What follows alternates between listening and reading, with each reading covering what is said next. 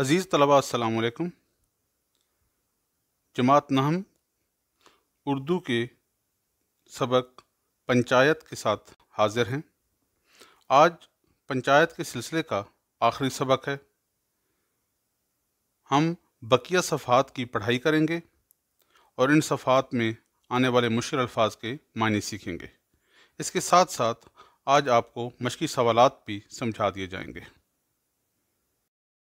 آج کے سبق میں شامل صفحات میں جو مشکل الفاظ استعمال ہوئے ہیں ان کے معنی کچھ یوں ہیں: یارانہ، دوستی، ساجہ، حصہ، اشتراک جس کو پارٹنرشپ کہتے ہیں، پرستش، پوجا، عبادت، مسند، اونچی جگہ، کرسی، روٹی کپڑا دینا، ضروریات پوری کرنا، تازیانہ، چابک، کوڑا، منسوخ کرنا، رد کر دینا، ختم کر دینا، رزمگاہ، میدان جنگ، رت جگہ کرنا، رات بھر جاگتے رہنا، ٹھان لینا، پکا ارادہ کرنا، زانوئے ادب طے کرنا، ادب کے ساتھ بیٹھنا، سبز باغ دکھانا، جھوٹے وعدے کرنا، کوئی کسر نہ اٹھا رکھنا، کوئی کمی نہ چھوڑنا، ہتھوڑے کی طرح ضرب لگانا، بہت تکلیف پہنچانا، جامے سے باہر ہونا، اپنی اوقات سے بڑھ جانا، اڑتی ہوئی نگاہ سے دیکھنا، سرسری نظر سے دیکھنا، زیادہ غور نہ کرنا، تاہین حیات جب تک زندگی ہے،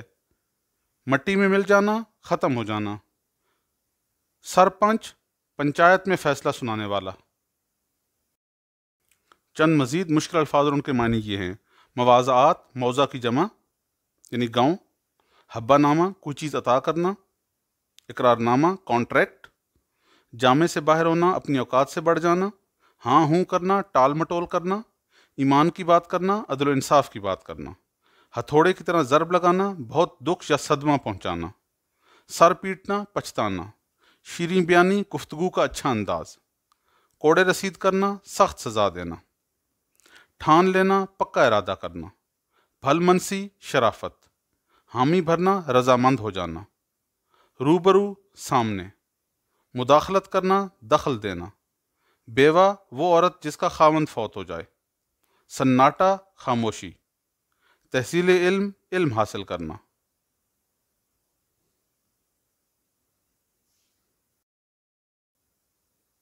چند مزید مشکل الفاظ اور ان کے معنی یہ ہیں: ہتھوڑے کی طرح ضرب لگانا، بہت دکھ یا صدمہ پہنچانا، کلیجہ دھک سے رہ جانا، خوف زدہ ہونا، جو بھر بھی نہ ٹلنا، اپنی بات پر قائم رہنا، انصاف کی زمین پر کھڑا ہونا، انصاف کو اہمیت دینا، انصاف پر قائم ہونا، دو بر ہونا، مشکل ہونا، دغا بازی کرنا، دھوکہ دینا، حامی بھرنا، رضامند ہو جانا، دلاسا دینا، تسلی دینا، گاڑی دوستی، بہت پکی دوستی، ان بن، جھگڑا، گریہ و زاری کرنا، رونا پیٹنا، بگڑ جانا، ناراض ہو جانا، خوبی تقدیر، اچھی قسمت، قسمت کی وجہ سے، دانست، سمجھ بوجھ، فرط مسرت، خوشی کی انتہا، خوشی کی وجہ سے جوش، آمادہ ہونا، تیار ہو جانا، کچومر نکال دینا، ٹکڑے ٹکڑے کر دینا، بالکل اس کو باریک باریک ذروں میں کسی چیز کو تقسیم کر دینا، دم لینا، سکون حاصل کرنا۔ شیخ جمن ایک شان فضیلت سے اٹھے یعنی شان سے اٹھے اور بولے: پنچو، میں خالہ جان کو اپنی ماں کی بجائے سمجھتا ہوں، ان کی خدمت میں کوئی کسر نہیں رکھتا، ہاں عورتوں میں ذرا ان بن رہتی ہے، جھگڑا رہتا ہے، اس میں مجبور ہوں، عورتوں کی تو یہ عادت ہے، مگر ماہوار یعنی ہر مہینے روپیہ دینا میرے قابو سے باہر ہے، کھیتوں کی جو حالت ہے وہ کسی سے چھپی نہیں، آگے پنچوں کا حکم سر اور ماتھے پر ہے، یعنی کھیتوں سے آمدنی نہیں ہو رہی، لیکن آپ جو لوگ حکم کریں گے جو میں اس کو قبول کروں گا۔ الگو کو آئے دن عدالت سے واسطہ رہتا تھا، قانونی آدمی تھے، جمن سے جرا کرنے لگے یعنی سوال کرنے لگے، ایک ایک سوال جمن کے دل پر ہتھوڑے کی ضرب کی طرح لگتا تھا۔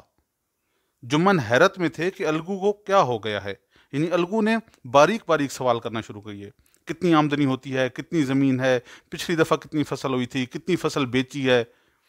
تو اب جمن کو احساس ہو رہا تھا کہ یہ تو سخت سوال کر رہا ہے،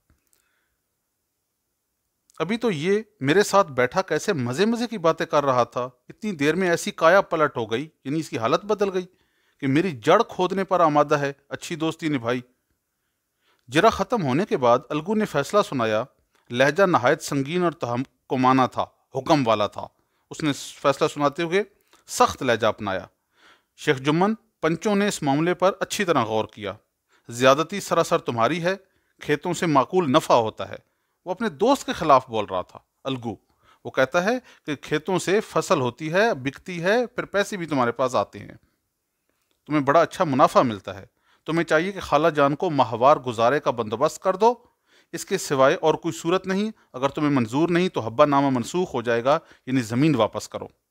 جمن نے فیصلہ سنا اور سناٹے میں آ گیا، خاموش ہو گیا، بالکل اس کو سمجھ ہی کچھ نہیں آ رہا تھا۔ احباب سے کہنے لگا، دوستوں سے کہنے لگا، بھائی اس زمانے میں یہی دوستی ہے کہ جو اپنے اوپر بھروسہ کرے اس کی گردن پر چھری پھیری جائے۔ اس فیصلے نے الگو اور جمن کی دوستی کی جڑیں ہلا دیں۔ ظاہر الگو نے اس کے خلاف فیصلہ دیا تھا، دوستی ختم ہو گئی۔ تناور درخت یعنی مضبوط دوستی کا جو درخت تھا، حق کا ایک جھونکا بھی نہ سہ سکا، یعنی اس نے سچی بات کی الگو نے، لیکن اس سے برداشت نہیں ہوئی تو دوستی ختم ہو گئی۔ اب ملتے تھے مگر وہ تیر و سپر کی طرح، یعنی دشمنوں کی طرح ملتے تھے۔ جمن کے دل سے دوست کی غداری کا خیال دور نہ ہوتا تھا اور انتقام کی خواہش چین نہ لینے دیتی تھی۔ اس کا دل کر رہا تھا بدلہ لے۔ خوش قسمتی سے موقع بھی جلد مل گیا۔ الگو چودھری پچھلے سال میلے جہاں سب لوگ اکٹھے ہوتے ہیں، دیہاتوں میں، گاؤں میں جو فنکشن ہوتا ہے، جہاں لوگ کاروبار بھی کرتے ہیں، خوشی مناتے ہیں، کھاتے پیتے ہیں، کھیل تماشا ہوتا ہے، میلے سے بیلوں کی اچھی جوڑی لائے تھے، یعنی 2 بیل لائے تھے۔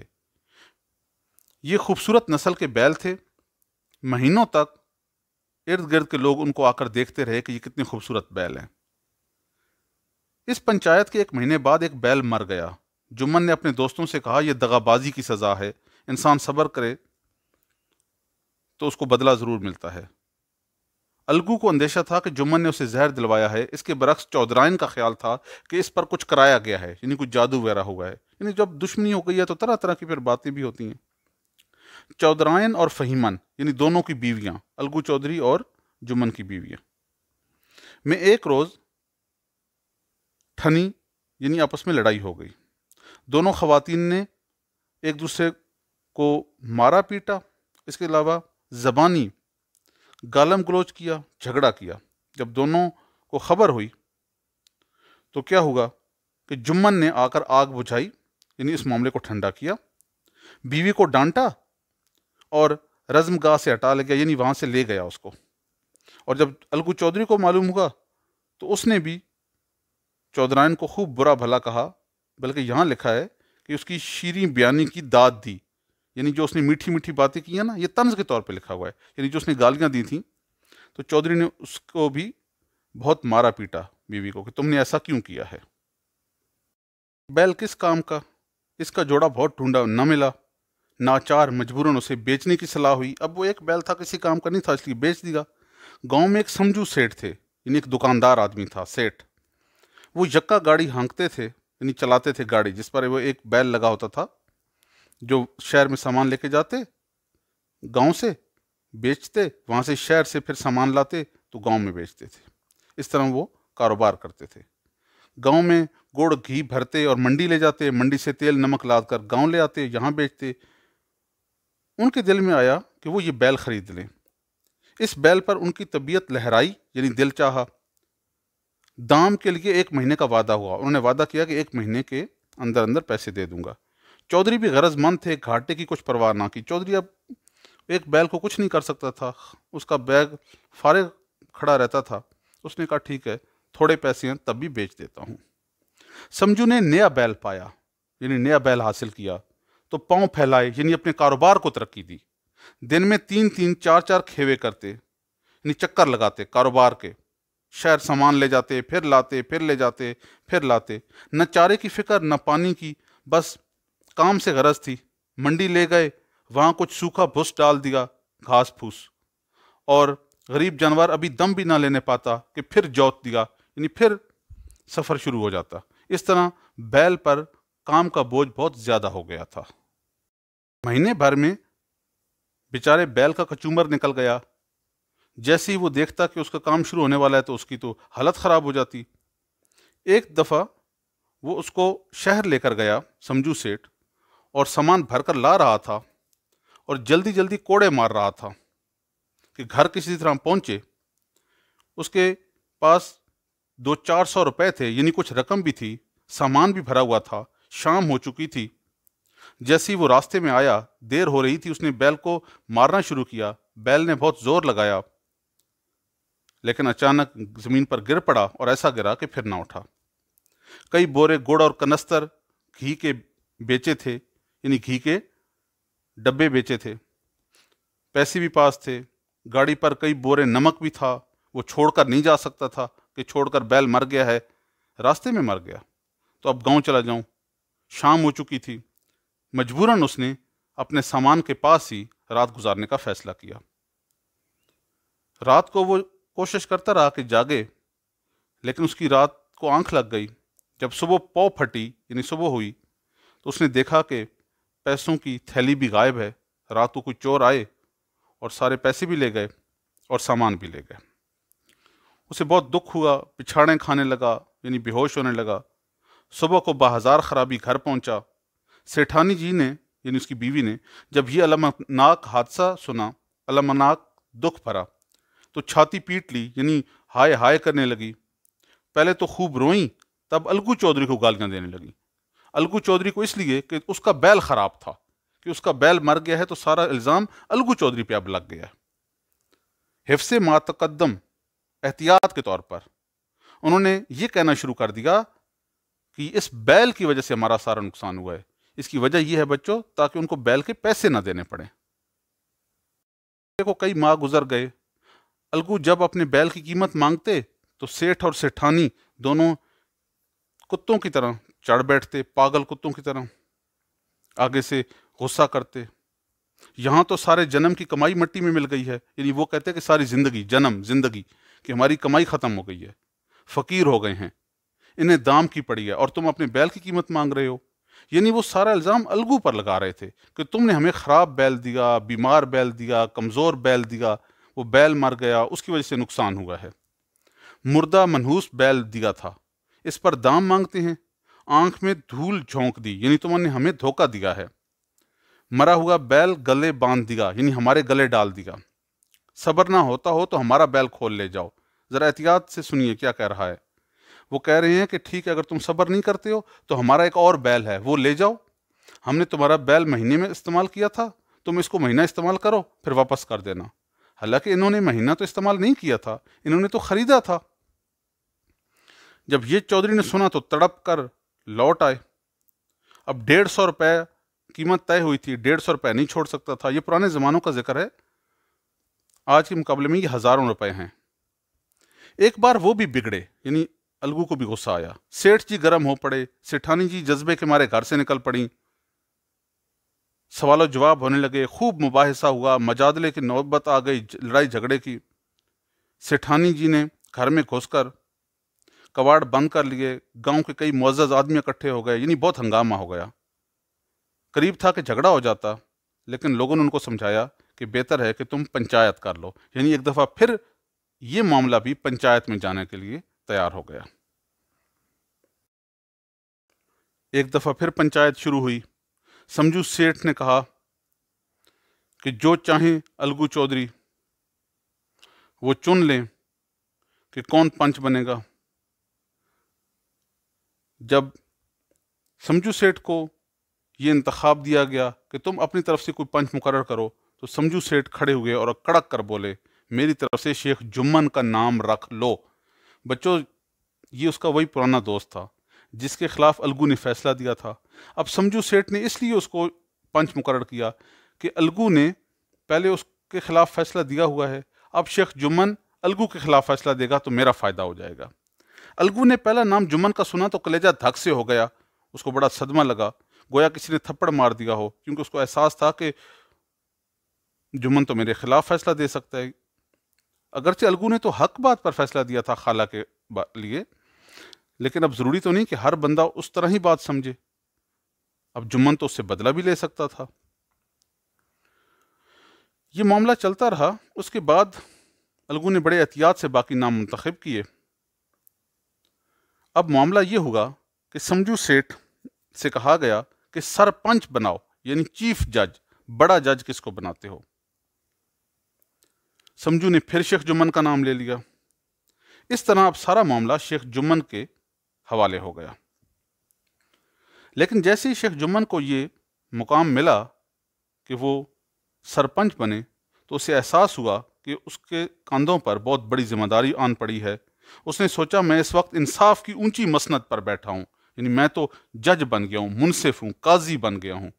میری آواز اس وقت حکم خدا ہے اور خدا کے حکم میں میری نیت کو مطلق دخل نہیں ہونا چاہیے۔ یعنی بچوں جب اس کو جج بنایا گیا تو اس کو احساس ہوا کہ میں بدلہ نہیں لوں گا، اس کی وجہ یہ ہے کہ اب مجھ پر انصاف کی بھاری ذمہ داری ہے، اور جب انصاف کرنا پڑے تو پھر میرے دل میں جو اپنے پرانے دوست کے بارے میں نفرت ہے یا غصہ ہے، اس کو میں اپنے سامنے کھڑا نہیں ہونے دوں گا، میں اس غصے کو دبا لوں گا اور حق بات پر فیصلہ دوں گا۔ پنچایت شروع ہوئی۔ دونوں فریقین یعنی دونوں گروپوں نے، الگو چودھری اور سمجھو سیٹھ کے جو دوست احباب تھے، ساتھی تھے، مددگار تھے، سب نے شہادتیں دیں، گواہیاں دیں، پوری عدالت کی طرح کارروائی ہوئی، اور پھر شیخ جمن نے سارا معاملہ غور سے سنا اور فیصلہ سنایا۔ اس نے فیصلہ یہ سنایا کہ الگو چودھری اور سمجھو سیٹھ پنچوں نے تمہارے معاملے پر غور کیا۔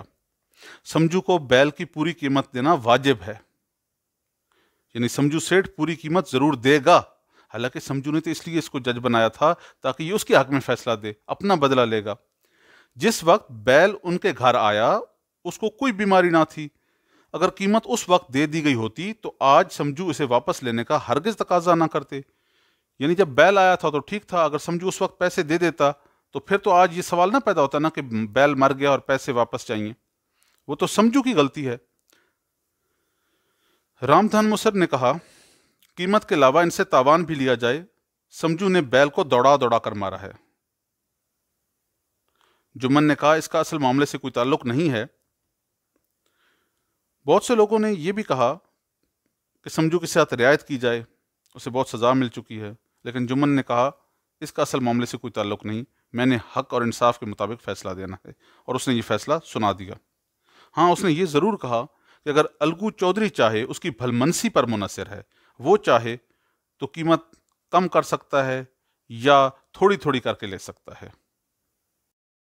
جب الگو چودھری نے یہ فیصلہ سنا تو پھولے نہ سمائے، یعنی بہت خوش ہوا۔ 1 گھنٹے کے بعد جمن شیخ الگو کے پاس آئے، یعنی اب جس نے فیصلہ دیا تھا جمن، جو پہلے ناراض ہوا تھا، وہ الگو کے پاس آئے اور ان کے گلے لپٹ کر بولے بھیا، جب سے تم نے میری پنچایت کی تھی میں دل سے تمہارا دشمن تھا، یعنی جب تم نے خالہ کے حق میں فیصلہ دیا تھا اور میرے خلاف تو میں تمہارا دشمن تھا، مگر آج مجھے معلوم ہوا ہے کہ پنچایت کی مسند پر بیٹھ کر، یعنی جب کسی کو جج بنایا جائے، انصاف کے لیے کہا جائے، تو نہ کوئی کسی کا دوست ہوتا ہے نہ دشمن، انصاف کے سوا اسے کچھ نہیں سوجتا سمجھ آتا۔ الگو رونے لگے، یعنی اس کو اپنے دوست پر پیار آ گیا کہ یہ بات حق بات کو سمجھ گیا ہے، دل صاف ہو گئے۔ دوستی کا مرجھایا ہوا درخت، یعنی وہ جو دوستی کا درخت تھا جس پر خزاں آ گئی تھی، یہ مثال کے لیے کہا گیا، یعنی وہ دوستی جو ختم ہونے والی تھی تقریباً، وہ پھر سے ہرا ہو گیا، یعنی دوستی پھر سے تازہ ہو گئی۔ اب وہ چالوں کی زمین پر نہیں، یعنی چالوں، ہوشیاری، چالاکی، سازش، اس طرح نہیں تھی ان کی دوستی، بلکہ انصاف کی زمین پر قائم تھی۔ ان کی دوستی اس وجہ سے ہوئی کہ دونوں انصاف کو پسند کرتے تھے۔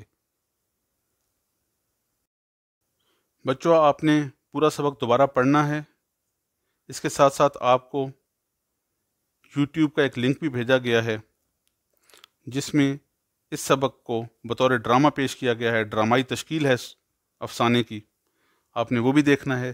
مشکل الفاظ کے معنی یاد کرنے ہیں اور نوٹ بک میں بھی لکھنے ہیں۔ اس کے علاوہ آپ نے مشقی سوالات بھی نوٹ بک میں لکھنے ہیں۔ مشقی سوالات گوگل کلاس روم میں اپلوڈ کر دیے جائیں گے۔